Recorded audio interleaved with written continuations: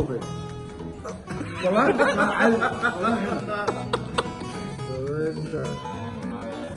ilmaha yara caasada maxaad sheegaysaa ilmaha yara caasada maxaad sheegaysaa عشان قاعة اسمعوا تلقى فلي مصلح